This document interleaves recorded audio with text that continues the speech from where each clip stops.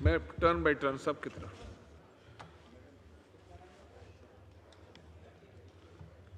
نحمده ونصلي على رسوله الكريم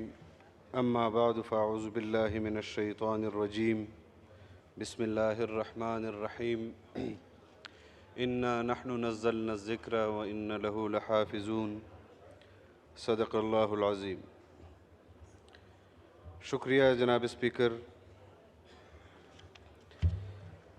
سب سے پہلے تو میں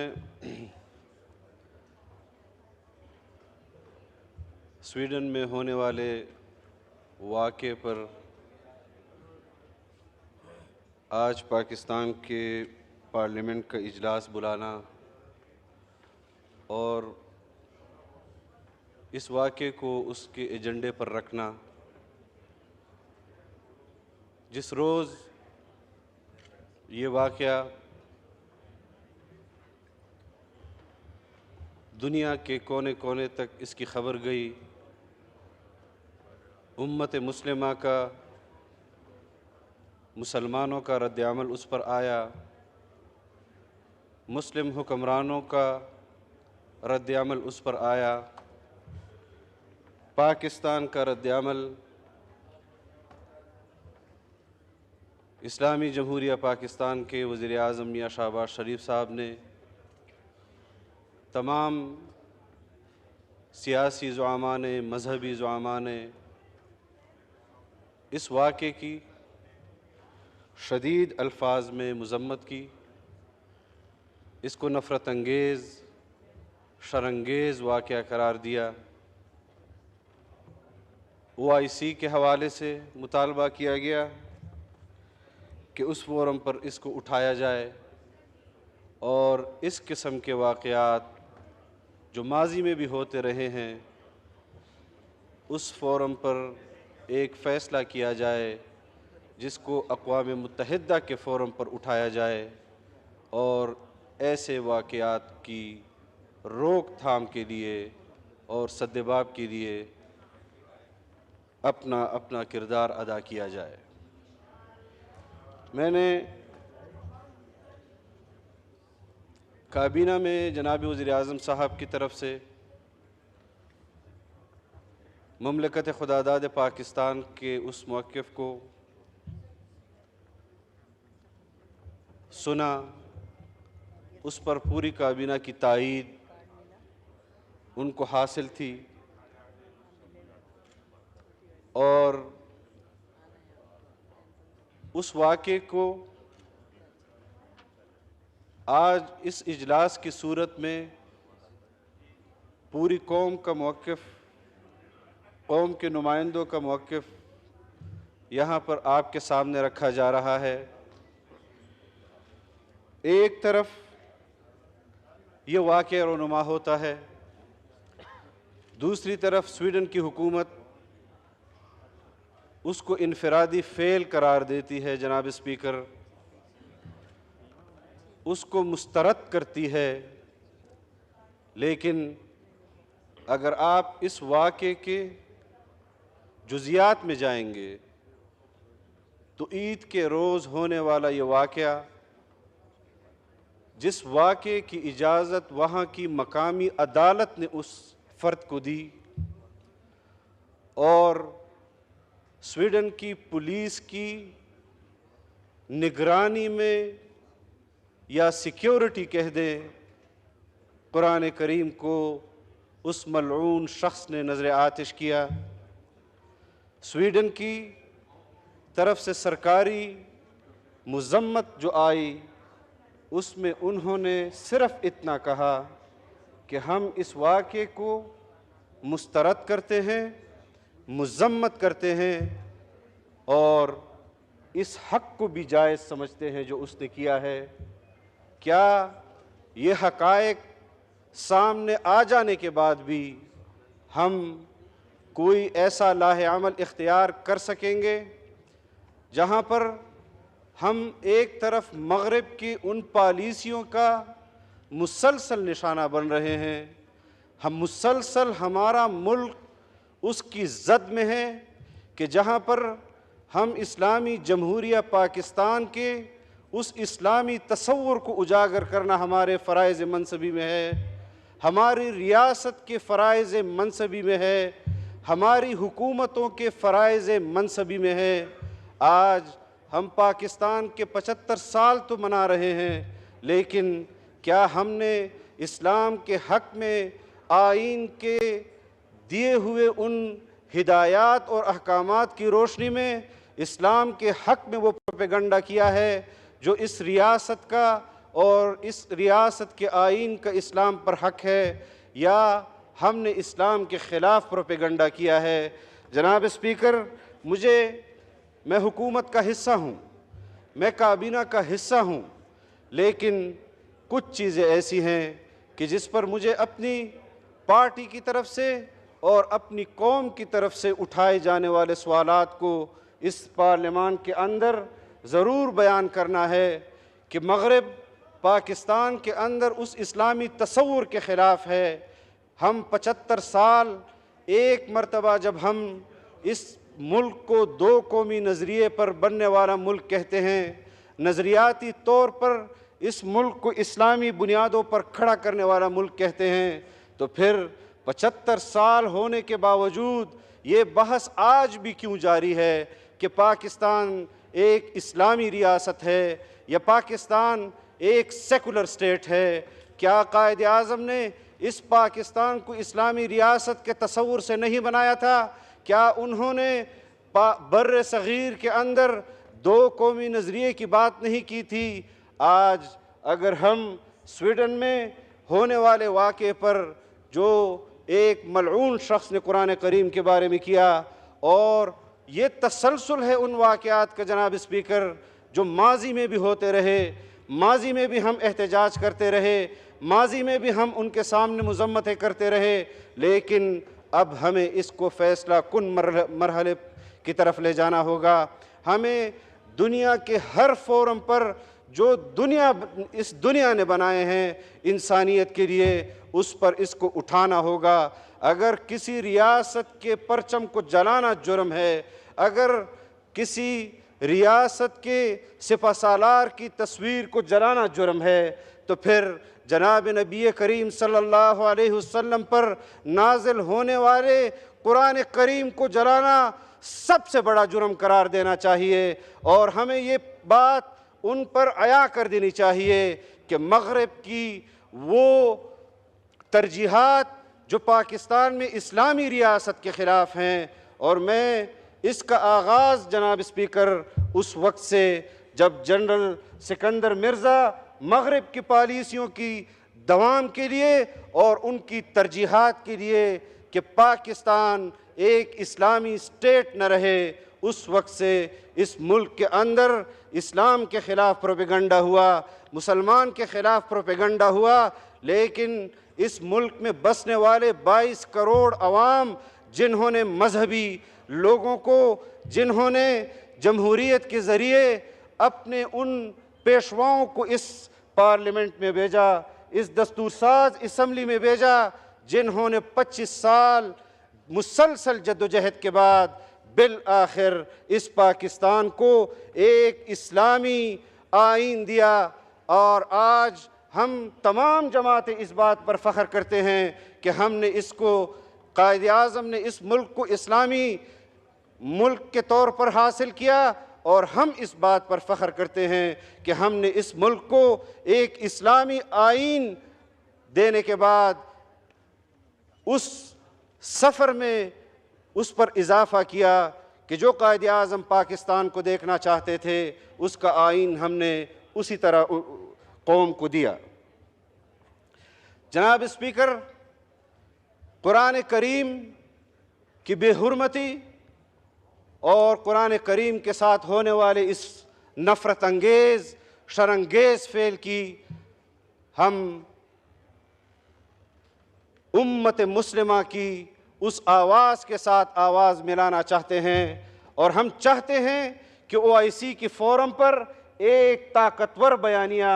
بنایا جائے، اس کو اقوام متحدہ کے پلیٹ فارم پر لے جایا جائے، اور اس مسئلے پر ایک مستقل قانون سازی ہونی چاہیے۔ آج ہمیں مغرب تنگ نظری کی بات کرتا ہے اسلام کے خلاف شدت پسندی کی بات کرتا ہے۔ آپ مجھے بتائیں جناب اسپیکر، قرآن کریم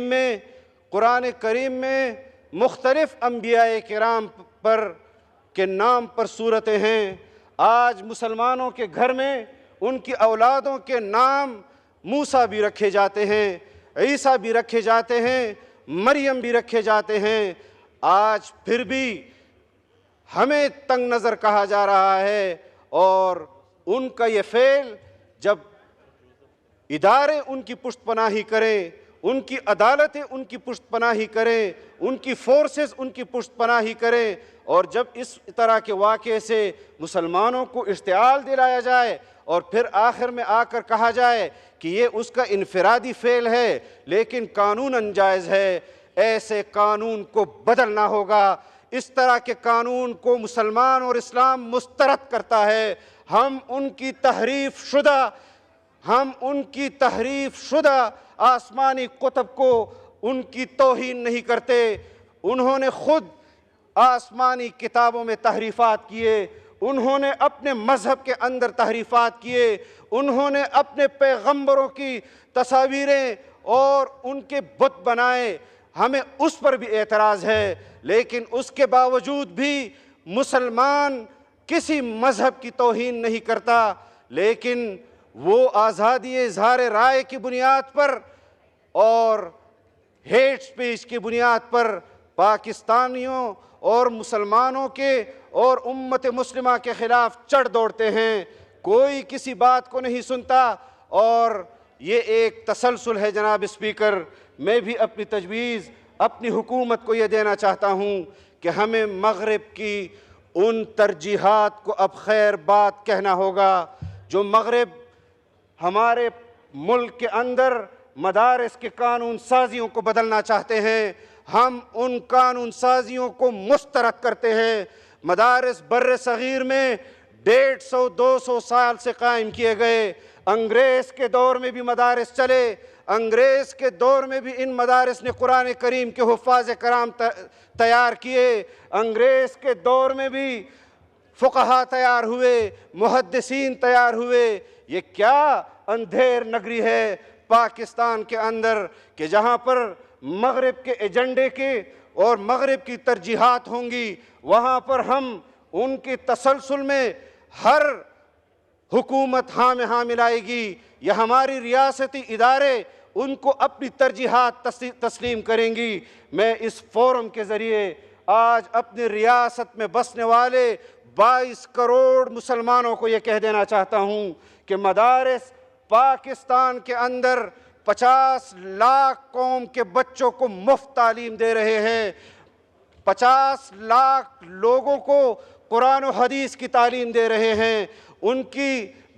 کے بجلی کے بل ادا کر رہے ہیں، ان کے صبح و شام کا کھانا وہ دے رہے ہیں، ان کو تعلیم مفت دے رہے ہیں، ان کو مڈل اور میٹرک تک مفت تعلیم دی جا رہی ہے، اور سالانہ 1 لاکھ حفاظ کرام یہ مدارس پاکستان کو حفاظ کرام دے رہے ہیں۔ جہاں امت مسلمہ کو قرآن کریم کے ایک نسخے کو جلانے پر بے چینی، بے قراری ہے، وہاں اگر مغرب کے ایجنڈے پر ہماری ریاست اور ہماری حکومت ان ترجیحات کو اپنے سامنے رکھے گی تو جمعیت علماء اسلام کو اپنے سامنے پائے گی۔ ہم مدارس پر کسی قسم کا کمپرومائز نہیں کریں گے۔ جہاں پر قرآن کریم کے حفاظ تیار ہوتے ہیں، ہم مدارس پر کسی قسم کا کمپرومائز نہیں کریں گے۔ جہاں پر جناب نبی کریم صلی اللہ علیہ وسلم کے حدیث اور ان کے ذریعے انسانیت تک لائے ہوئے دین کی تشریحات کرتی ہیں، اسلامی نظام کی بات کرتی ہیں، آج بھی ہمیں اس بات پر ہوش کے ناخن لینے چاہیے۔ اور میں اس بات سے متفق ہوں جناب وزیر اعظم کی کہ جناب وزیر اعظم جنرل سکندر مرزا سے جنرل باجوہ تک مدارس کی جو اصلاحات کے نام پر ان کی قانون سازیوں کو، ان کی مدارس کو فٹ بال بنایا گیا، کبھی ایک ادارے کے پاس اس کو بھیجو، کبھی دوسرے ادارے کے پاس اس کو بھیجو، کبھی اس کو اس قانون کے تحت رجسٹر کرو، کبھی اس کو اس قانون کے تحت رجسٹر کرو۔ رجسٹریشن کا مسئلہ ہے، ملک کے اندر قوانین موجود ہیں، اگر میں اس قانون سے فائدہ اٹھانا چاہتا ہوں کہ میں اس رجسٹریشن کے مطابق اپنی رجسٹریشن کرانا چاہتا ہوں، کسی محکمے کا افسر کون ہوتا ہے کہ مجھے اس رجسٹریشن سے روک سکتا ہے؟ یا تو وہ قانون ہوگا اور اس قانون کا فائدہ مجھے اٹھانا چاہیے اور مجھے یہ آئین حق دیتا ہے کہ میں اس قانون کا فائدہ اٹھاؤں، یا تو پھر اس قانون کو ختم کرو۔ 1860 کے ایکٹ کے مطابق انگریز دور میں بھی مدارس کی رجسٹریشن ہوتی رہی، سن 90 تک ان مدارس کی رجسٹریشن ہوتی رہی۔ سن 90 کے اندر مدارس کی رجسٹریشن کو روک دیا گیا، 15 سال تک ان مدارس کی رجسٹریشن کو روکا گیا۔ 15 سال کے بعد 2004 اور 5 کے اندر تمام صوبوں کے اندر قانون سازی ہوئی، قومی اسمبلی اور سینٹ کے اندر قانون سازی ہوئی۔ 2017 تک اس کے قانون کے مطابق رجسٹریشن جناب اسپیکر ہوتی رہی۔ آج پھر ان مدارس کی رجسٹریشن بند ہے۔ کیوں قانون ہوتے ہوئے مدارس کو رجسٹریشن نہیں دی جا رہی؟ مجھے اس پر اعتراض ہے، اور میرا اس پر موقف اس وقت بھی یہ تھا کہ ہمیں آئین اور قانون کے اندر رہتے ہوئے ہر حق کو عوام کے دہلیز تک پہنچانا چاہیے۔ میں جناب وزیر اعظم کی معلومات میں یہ بات لانا چاہتا ہوں کہ ہم اس پر پہلے بھی آپ کے ساتھ بات کر چکے ہیں، کمیٹیوں کے اندر بات کر چکے ہیں، یہاں پر قانون سازیاں ہوتی رہیں، یہاں پر جوائنٹ سیشن بلائے جاتے رہے، یہاں پر مختلف قانون سازیاں ہوتی رہیں۔ ہم نے کبھی آپ کے ساتھ قانون سازیوں میں سودا بازی نہیں کی، خدا کی قسم نہیں کی، آئندہ بھی نہیں کریں گے۔ لیکن یہ مدارس کا حق ہے کہ پاکستان کے اسلامی نظریاتی عقیدے کے لحاظ سے جو اسلام کے قلعے ہیں ان قلعوں کی حفاظت کرنا۔ اگر یہ آپ کر گئے، اگر یہ آپ کی حکومت کر گئی، تو پھر یہ مغرب کو منہ توڑ جواب ہوگا کہ جو سالوں سے، کئی 100 سالوں سے پاکستان میں نہیں بلکہ ہر اسلامی ریاست میں اپنے مقاصد کے حصول کے لیے اسی مسجد، اسی مدرسے کو رکاوٹ سمجھتی ہے، اور انشاءاللہ اس رکاوٹ کا ان کو ہمیشہ سامنا کرنا پڑے گا۔ میں یہ سمجھتا ہوں کہ ہمارے اہداف بالکل واضح ہیں۔ ہم کسی صورت بھی ان اہداف کو کسی دوسرے فلسفے کے ساتھ، کسی دوسرے مقصد کے ساتھ خلط ملط نہیں کریں گے، لیکن ہمیں یہ بات خود بھی سمجھنی ہے کہ اس وقت جو صورتحال ہے ملک کے اندر، مسلمانوں کی، امت مسلمہ کی، ان کی قیادتوں کی، آج ہمیں ان ذمہ داریوں کو سمجھنا ہوگا۔ اور جناب اسپیکر، میں آپ کے توسط سے پورے قومی اسمبلی کے اور سینٹ کے اراکین کے سامنے یہ بات بھی رکھنا چاہتا ہوں کہ ہمارے ملک کے اندر سیکیورٹی کے مسائل ہیں۔ یہاں پر مدارس کو بموں سے اڑایا جاتا ہے، 200 طلباء اس کے اندر جل بھن جاتے ہیں، قرآن کریم اس کے اندر جل بھن جاتے ہیں۔ اس وقت اس توہین انگیز، نفرت انگیز، شرانگیز اس عمل کو ہم ریاست کے طور پر کیوں نہیں روک سکے، اور کیوں نہیں روک سکتے؟ بلوچستان کے اندر جو کچھ ہو رہا ہے، قبائل کے اندر جو کچھ ہو رہا ہے، وہاں پر مدارس کے اندر جو کچھ ہو رہا ہے، آپ ہمیں کہتے ہیں، بلکہ ہم خود آپ سے بڑھ کر دعوے دار ہیں کہ ہم نے اس ملک کو متفقہ آئین دیا، اسلامی آئین دیا، لیکن آج 73 کے بعد 2023 کے اندر ہمارے علماء کرام کو شہید کیا جاتا ہے جناب اسپیکر، اور آپ کے 1-2 سالوں کے اندر ہمارے ایک تحصیل میں، باجوڑ تحصیل میں 17 علماء کرام کو شہید کیا گیا، ان کی وجہ سے وہاں مدارس بند ہوئے۔ میرن شاہ کے اندر جس تحصیل میں ہم نے پاکستان کا جھنڈا بلند کرنے کے لیے اجتماع مقرر کیا، اور کیوں کیا جناب وزیر اعظم؟ اس لیے کیا کہ وہاں اس تحصیل میں دوسرے ملک کا جھنڈا لہرایا گیا۔ جمعیت علماء اسلام نے وہاں اجتماع کیا اور پاکستان کا جھنڈا وہاں لہرایا۔ اس کے بعد عید کے دن تک 5واں جنازہ ہم وہاں اٹھا چکے ہیں۔ آپ ہمیں کہتے ہیں جمہوریت، انتخابی سیاست، میں جنازے اٹھاتا رہوں، میں اپنے رجال کار کو زمین کے سپرد امانتاً کرتا رہوں۔ آپ مجھے کہیں کہ وہاں پر جا کر لوگوں سے ووٹ مانگو، اسمبلیوں تک اپنی رسائی ممکن بناؤ، اقتدار تک پہنچو، پھر اپنے نظریات کی عملداری اور امپلیمنٹیشن کرو۔ کون سا ضلع ہے میرے صوبے کے اندر، کون سی تحصیل ہے میرے صوبے کے اندر، کون سا ضلع ہے بلوچستان کے اندر، کون سی تحصیل ہے فاٹا کے اندر جہاں جمعیت علماء اسلام کے رہنما شہید نہیں کیے گئے، جہاں ان کے کارکن شہید نہیں کیے گئے؟ کیوں؟ اس بنیاد پر کہ وہ اسلامی ریاست کے تصور سے پاکستان کے اندر جدوجہد کر رہی ہے، وہ پاکستان کے آئین کے لیے جدوجہد کر رہی ہے۔ ہمیں اپنی شہادتوں پر مایوسی نہیں جناب اسپیکر، لیکن ہمیں اس ریاست کے طور پر اپنی ترجیحات کا تعین کرنا ہوگا۔ ایسے ممکن نہیں ہے جناب اسپیکر، ہم نے اس ملک کے اندر انجینئرڈ الیکشنز دیکھے، ہم نے اس ملک کے اندر انجینئرڈ حکومتیں دیکھی۔ آج بھی ہم اس فورم پر یہ بات کر رہے ہیں کہ 2018 کے اندر ہم نے حکومت بائی چوائس نہیں لی تھی، ہمیں اس کی دعوت دی تھی کہ آپ اگر 2018 میں ایک مخصوص جماعت کی وزارت عظمیٰ کو تسلیم کر لیں تو آپ کو ہم صوبوں میں حکومتیں دیں گے۔ جناب اسپیکر، ہم حکومت کریں گے، عوام کی زور پر کریں گے، لیکن انتخابات میں اگر اس قسم کی صورتحال ہوگی جو تشویشناک ہے، میں غمزدہ ہوں جناب اسپیکر، میری جماعت اس پر غمزدہ ہے۔ ہم لاشیں اٹھا اٹھا کر تھک گئے، ہم یہاں پر اس بات کا ذکر نہیں کرتے۔